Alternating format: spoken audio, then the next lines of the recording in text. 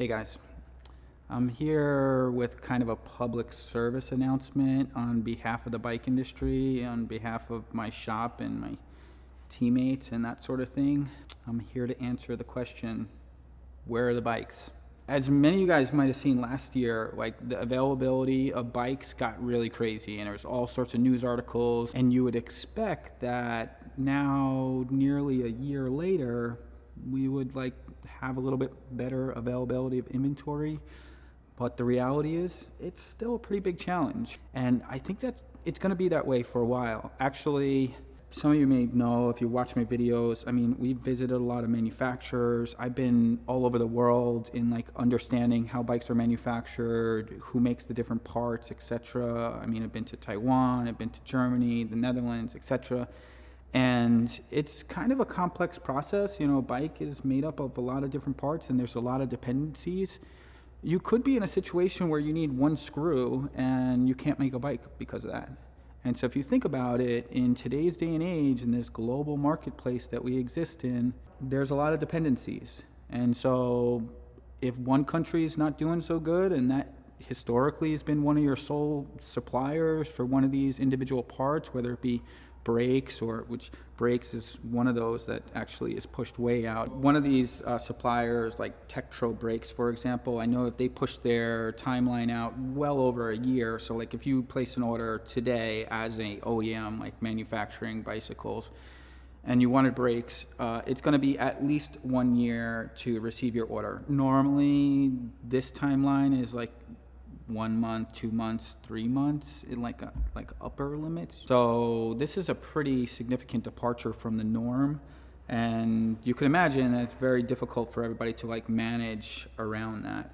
And that's what, for the most part, bike shops, bike shop owners or people that work in the bike business are trying to manage the OEMs, the distributors, etc. It's all the same deal. Some companies have better buying power and they're able to manage that. And I think probably last year, probably to some extent, if anybody had any cash, they probably went a little crazy on buying parts, and that might be in part where people end up in this situation. The bottom line is I just wanted to get the message out there, just give people an idea of what's going on there, and just set expectations. I think that a lot of people might be in the dark. As I said, from my side, if I was not really necessarily in the know, I would have an expectation that's last year was kind of a crazy bike boom, and the industry would anticipate that and catch up for this year.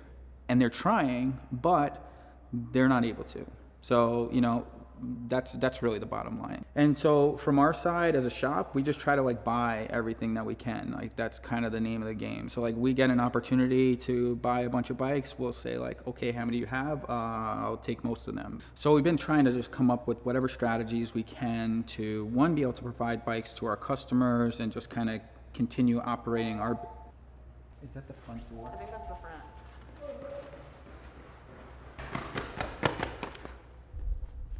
Okay.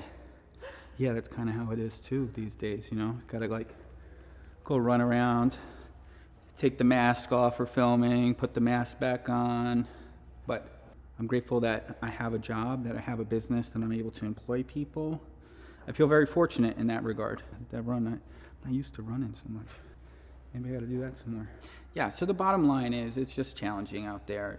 Everybody's challenged. And not to say hey, listen, the reality is the bike business, myself included, we're in a fortunate position. We got to be grateful that we have businesses that can actually operate, that we have businesses that are actually generating some revenue and interest and that sort of thing. There's many other businesses I understand that. I don't understand the position. I can't fully empathize, but so I'm really grateful. And so this is not in any way me trying to complain or be upset about it. It's just simply just want to just talk about it. I think it's a relevant topic right now. I don't want to be an alarmist. I'm not one to say oh, the whole sky is falling. If there was any time to say that the sky was falling, I think it'd be in this past year or so, certainly. Try to keep it positive. Things are going to be okay. I'm excited about all the growth that's happening in the bike business, and that, you know, more and more people getting on bikes. It's not about business, just, you know, in that way. It's more just like, from my side, as somebody that's really fueled by my vision and by my dreams coming to light, to see all these things kind of coming to light in this accelerated way. I know that it's like a really unfortunate way, and like in which all this came about. I have to just say that I'm grateful for the way that things are going in that specific area of humanity today.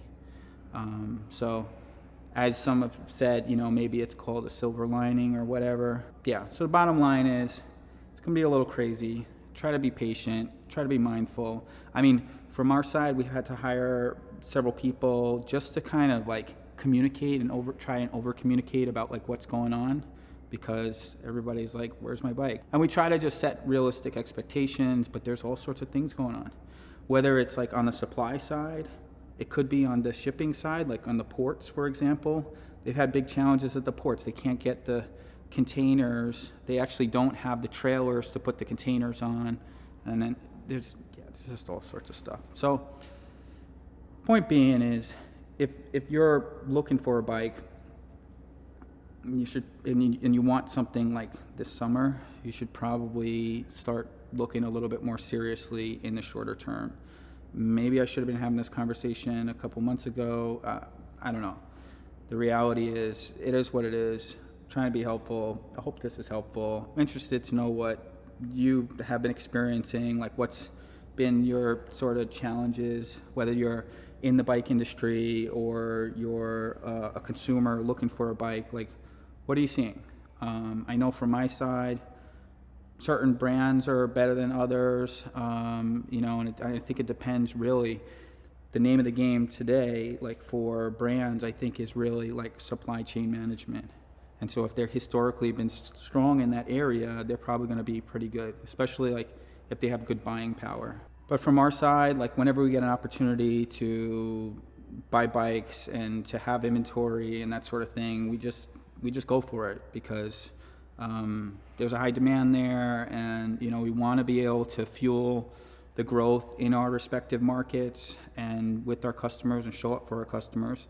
And you know, so that's what we do. And I know some people get put out by that. It's not really our intention. That's just business. Don't take it personally. I hope this was helpful. I mean, I could really talk for a while on this topic, as most topics. I'm trying to like cut things down a little bit more. So yeah, just let me know what your thoughts are, and I look forward to seeing you in a future video, and hopefully one day I'll see you out on the road. Well, see you soon.